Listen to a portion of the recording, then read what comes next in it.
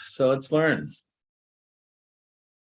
Okay, so we're learning 10 things, 10 strategies the Yetzer uses, right, against us. 10 challenges. The first one was challenges the concept of Olam Haba. Once he gets involved in Olam Haba, we forget Olam Haba, believe in it or whatever. We live a life of Olam Haba. And if you live a life of Olam Haba, so you don't have to do Torah mitzvahs. That's only relevant if there's Olam Haba. The second challenge, which is what we learned yesterday, was about the Bria. It was a Baira. Tries to give us doubts about the Baira. And again, if you take the Chovos out of the picture, then he's gone a long way in fighting us as far as our Shmiras HaMitzvahs.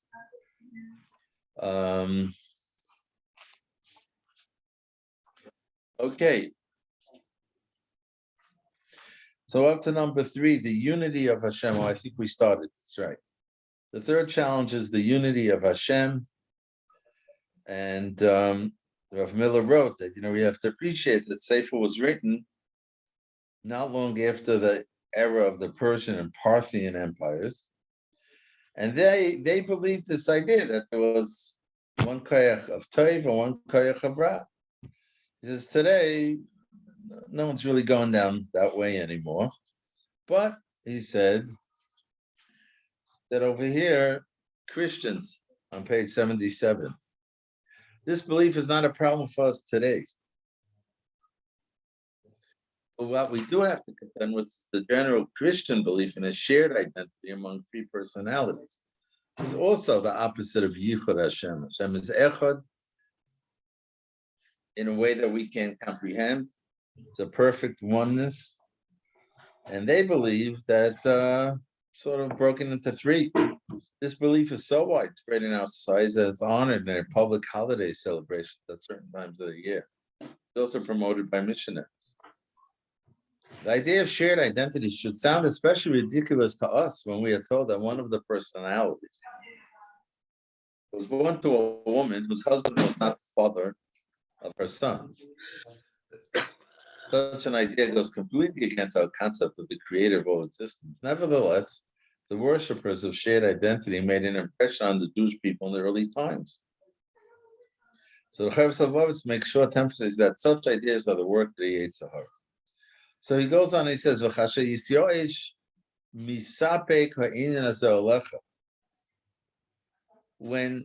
the Yetzer, he gives up, he's messiahish of accomplishing with the first 2 ways, the immorality of the soul and creation. So then yapircha b'minei hashitov. So he tries to make you stumble. Shitov is when you say there's more than one koyach, more than one God. Shared power. Like those who believe in multiplicity of deities. This is like the ancient Greeks and Romans and all the idol worshippers. V'das anshe ha'tolados, and like those people who believe in the birth of deities, such as a divine Father and a Son, Christianity. Right? So he tries that. V'das ha'psoim mechoyze ha'kachovim. Other examples are the opinions of the fools who gaze at the stars and explain them in terms of astrology, whereby the stars are controlling the fate of mankind. Kafi his chalkus deosem, according to their various ideas. Some people worship a particular star, says Hermila, and some worship another star or a number of stars. Most of this is meaningless to us today, but in the time when the haLevavos was written, it was a powerful force of the Yetzer, and there were Jews who fell into that trap. When it comes clearly that Hashem is one, Kadmon, original, always, and only one from the beginning, as based on the beginning of the Sefer, which was the Shar Yichud. All these doubts would be removed. And okay, I had mentioned that when I asked my Rebbe if it's okay to learn this Shar, his first comment was that The newspaper at breakfast is more damaging than the Shara Yichud will be. But he said the Shara Yichud, it's not challenges that our Dor's challenges. It's not so relevant. Right? We don't believe in these things. But okay. Says our Miller, misguided religion, worthwhile storm. In addition to the material in the previous volumes of haLevavos, you might find it helpful. Sefer Emunas V'Deos or the Kuzari. Also great value is the Moreh Nevuchim.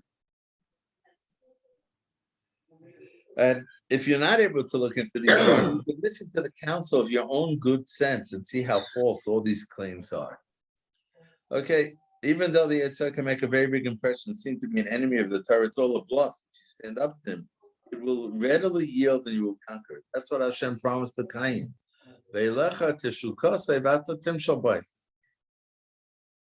All you need to do is make up your mind that you won't be swayed by the majority of the misled people, those who live in error in this world.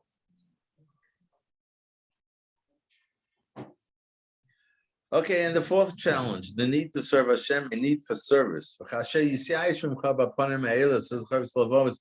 Yetzer gives up on those first three challenges, he'll try and entice you away from serving Hashem. And I'll tell you, they'll tell you the service by an individual to another makes sense when the one being served needs that service. A master, a person needs something, so someone helps him, right? So here he takes it the other way. Akash Baruch Hu doesn't need anything. So it makes no sense. There's no meaning, no purpose to serve Hashem. Hashem doesn't need you. A normal guy, a master, a boss, I don't know, parents, anybody needs people to help. So it makes sense that you serve that person, you help him because he needs that help. It says, but the Yetzer comes and says it makes no sense. There's no purpose in serving Hashem because Hashem doesn't need anything. He's perfect. And here he flips it. First he tries to tell you there's no Hashem. And when he can't do that, then he turns the tables on you and he says, yeah, there's Hashem, and he's so big that why would he need your service? For example, you have to serve your parents and return what they did for you, but that service only makes sense if they have some need. You can't serve your parents, you can't keep it up aim if they have no needs. You help them when they have a need. Because but when you focus your mind, so what's the response to this? How do I challenge this challenge of the Yetzer? He says, the Sefer says, but when you think and you focus on what we learned early in the Shara B'china, about all the good Hashem does to us, and what was said in the Shar, the next one, after that, on the corresponding obligation to serve Hashem. Excuse me. Excuse me.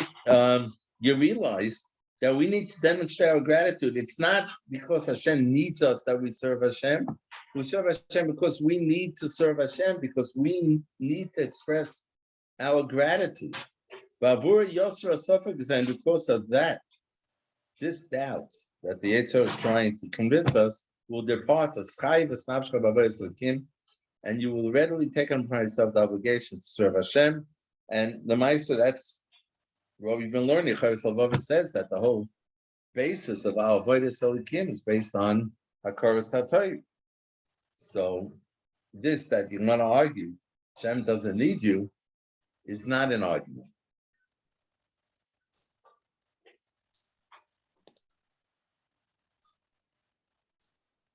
He says over here, Rav Miller, we should not be concerned about what we need Hashem, about what need Hashem may or may not have for our service. It's not our business. Certainly does not need our service. It is we who need our service, because without that, we're failing to utilize the most fundamental instinct, gratitude. We were created in this world to utilize that instinct. Therefore, the more you're a servant of Hashem and express your gratitude, the more successful you are in your life here in this world. Because you're otherwise happy? Otherwise, what? Because you're otherwise happy when you express gratitude? I mean, is that the goal here? No, the goal is to express your gratitude because that's a shlemus. That's a basic part of what a person is someone who expresses gratitude.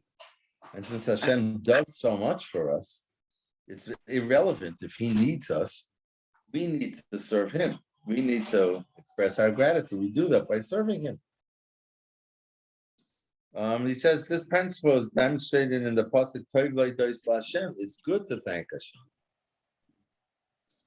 Then what's good in this world? To thank Hashem. So when you learn Torah and do mitzvahs, it's a form of thanking Hashem. All the mitzvahs and all the avodah we do is to thank Hashem. Therefore, we don't care that Hashem does not eat us. We need him, and our success lies in our thanking him. And number 5, Bible criticism.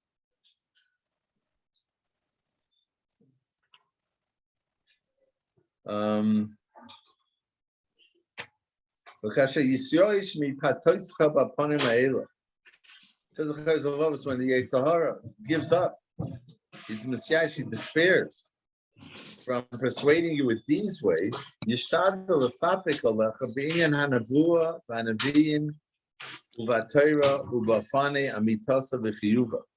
So he tries to raise uncertainty in your mind about Nevuah, the truth of Nevuah, Nevi'im,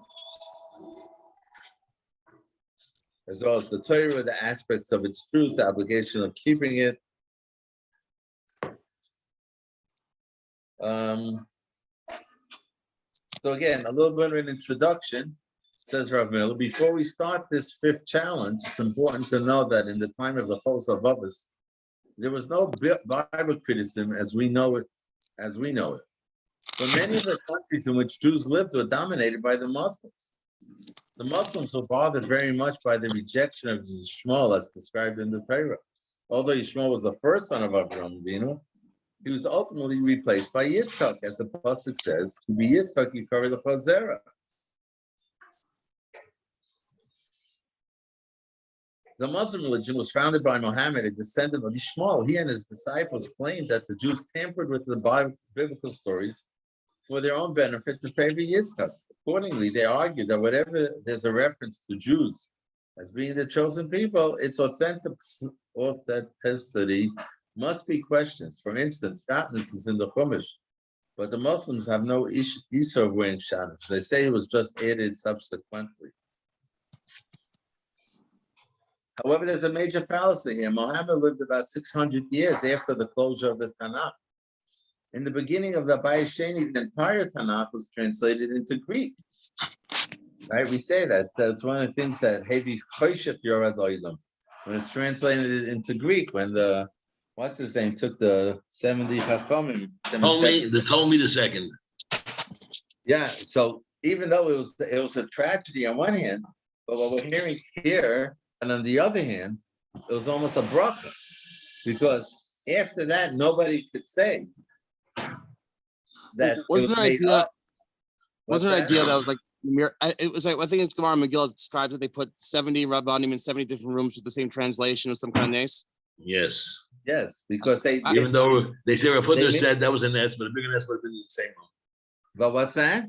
Would have been a bigger nest would have been in the same room. That's right, exactly.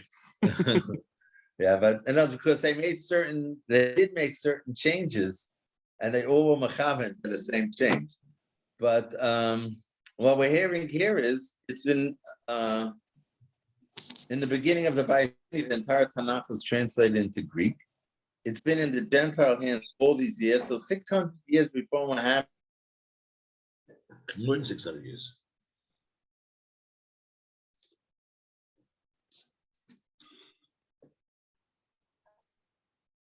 Are you there? Somebody happened. Let us know.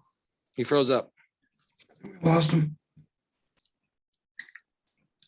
Hello? Oh, I got a full house today. Hey, Mo. Hey, how's it going? How's it going? When are you shaving the beard? This is just from this morning. I was a very busy day today, really. The air in the north is different. Hmm. How do we get Rebbe Langston back here? Well, Mo, where do you live? In Shvat. That's why I'm Oh, back Hashem. My mother lives there. Really? Yeah, in That's very cool. Kfar Shoshanim. Okay, I don't know that place, but I'm It's sure it's there. the Chabad. It's the Chabad area by Tachna Merkazit. Oh, that's right by me. Okay, very cool. You Very know, nice. by Benjamin Right, Rechav Rosenberg? Yerushalayim. No, I'm up the hill. I'm outside of the old city. I'm in a place called I think they call it Canaan. It's Okay. you know that big I love Shvat sign, the big like heart. Yeah. It's by the. So I'm right yeah. there. Right. Oh, That's very where I am. nice. Very cool. Yeah. I love it up there. Like is it? What? I don't know. It's Spot like is it? How do we get Rebbe Langston back? Want to learn here? Yeah, there's about 4 buses. Yes, When he's the probably rabbi's gonna. away, you schmooze. He's probably gonna come back in. Oh, we can. Here he is. He's coming back. All right. Mo, Yes. you didn't come to Haifa today. You know, Rabbi Rosenberg? Didn't come where? Haifa. Oh no, we didn't come to Haifa today. We went to Rosh Nikra, and I remembered our David, our trips there, because there was a trip there from a yeshiva, and they were like having a nice time and singing, and I'm like, wow, it's been a long time since then, you know. Okay, Rebbe Langston Yeah. back. We missed you, Rebbe Langston, for a couple of minutes. Hey, I you're know, back. but my Wi-Fi on my computer just stops. So I went on the smartphone, okay? Don't you have to smash those? Sir. Well, mine, and the truth is I don't have a SIM card in it. I can only use it. So you see, but I borrow it. Okay. You hear me? Yeah. Okay. Oh. So again, when the Yetzer despairs of trying to persuade you in these ways, the previous ways, they'll try to raise uncertainty, doubt in your mind about Nevuah and Nevi'im, Uba Torah, Uba Fanei Amitasa, the aspects of its truth, the chiyuva, an obligation to keep it.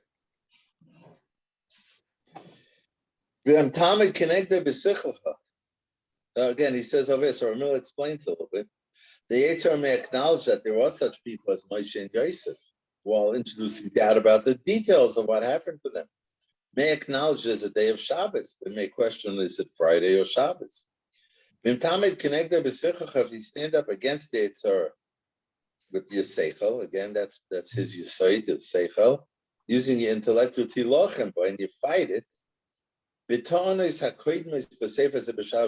the arguments mentioned in the 3rd shar of this book.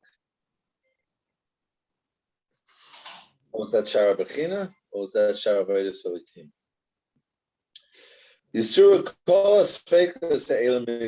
All these doubts will finally depart from your mind. And the issue of the truth of the prophecies will become true to you. And like Ramila said, these things are discussed at length in other svarim, like the Kuzari and the Deis. Furthermore, you'll be able to remove any doubts about the need to observe the Torah, Ushlichus Hanaviba, and the validity of the mission of Moshe Rabbeinu and the other prophets, but often and the ways we can be stimulated for avodah. He writes, Bible criticism is still prevalent today. In fact, if you read newspapers like the New York Times, don't be surprised to see that the claims of the Bible critics are accepted as a given. But if you're acquainted with the 6 volumes of Dorish HaRishonim, a major sefer on Jewish history by Rabbi Yitzchak Isaac Halevi Rabinowitz, you'll see that all the arguments of the Bible critics have been smashed. They don't have a leg to stand on. That's important to know. So even if you don't read the sefer, at least be convinced that among from Jews, there's no such thing as Bible criticism. Okay, and number 6, the 6th challenge is the oral law. when the Yetzer despairs of misleading you with these others, what we've done until now, to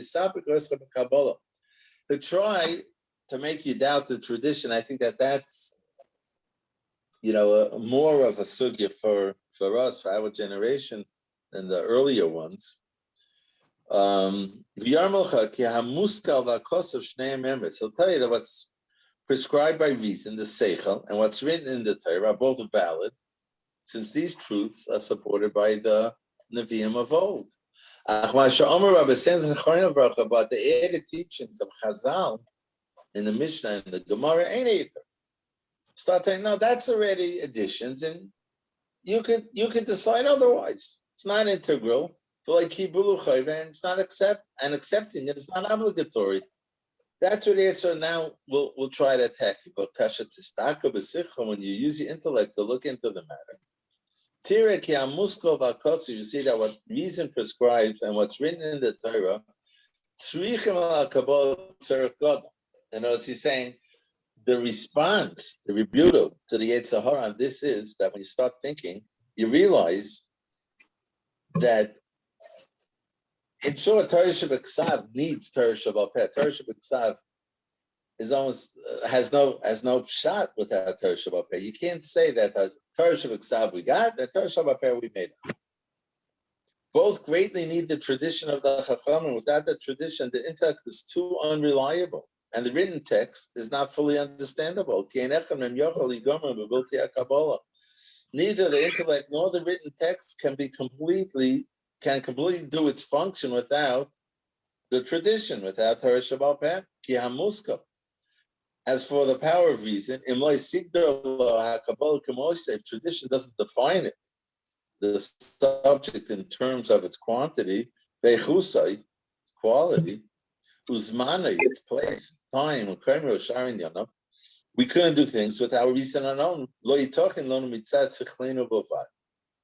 Let's consider, says Rav Miller, the mitzvah of sounding shofar. You might think there's no problem with that. It's common sense, you say.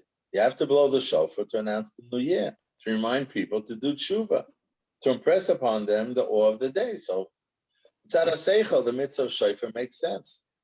But the one blowing the shofar doesn't necessarily know how to do it without Torah Shabbat Peh, without the Kabbalah, the tradition. How do you know how to blow shofar? Is it just one sound or more? Does everyone have to hold the shofar in his hand in the same way that everyone has to take a lulav? How do you hold the shofar? And what kind of shofar? Is it a tin shofar or animal's horn? What kind of animal? When does he do it? Once a day or all day long? And where does he do it? Within the Beis Hamikdash or elsewhere? Right? So the seichel could tell you that the mitzvah of shofar makes sense and it has a purpose. But the seichel can't tell you all the details of when to do it and how to do it. And the same thing is that the Torah Shabbat Peh doesn't say enough that we can have answers for that. Which means that it must be that it came paired with a Torah Shabbat Peh, with a Kabbalah. Clearly, the intellect can't tell us this. He says, but you might say that in many situations, you say, okay, by shofar I have to accept the Kabbalah. I have to accept the tradition. But there are many cases that I can figure it out. For example, it's understandable that killing another person is wrong. Right? So for that, I don't have to accept any type of Torah Shabbat Peh. Says Rav Miller, and we just had a very sharp example of that with that baby in England. But if you're only following your reason, what do you say? What do you do about a person who's old and sick? Right? Without Torah, maybe it's okay to kill them. He no longer contributes to society and has no quality of life. Such an invalid is a costly burden on others. Is it permissible to quietly bring his sufferings to an end? The whole justice in England felt, yes, here's a baby that has no future. So it's okay to pull the plug, to murder. Is it permissible to quietly bring his sufferings to an end? Or maybe when somebody commits a minor sin, he should also be given the death penalty. The Seichel doesn't tell us when to use this principle of sparing a person's life. Yeah, you with me? Yeah, we're all with you. We're with you.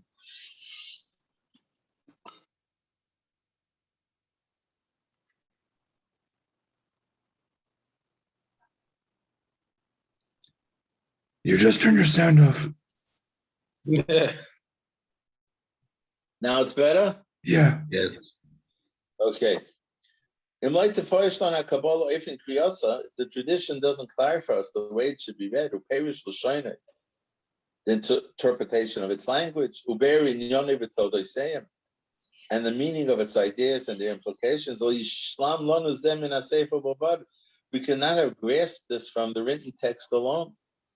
For instance, in the Torah it says, Yom Trua Yelochem, right? And on the first day of the month, of the 7th month, you should have a day of Trua. It doesn't say a word concerning what it's all about. It needs a commentary to tell us that it's Rosh Hashanah, the beginning of the year, which is the Yom Adin. Without the benefit of tradition, the text is almost meaningless. The Torah intentionally made it so short in order to indicate that we must rely on the oral Torah, as conveyed by our tradition. As Chazal told us,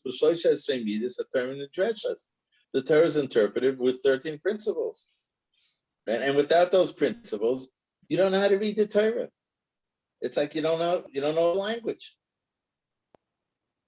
And they said, Mesiris Yad the Torah, the Messiah. The oral tradition is a fence around the Torah. A plot of land with no fence around is open to intruders.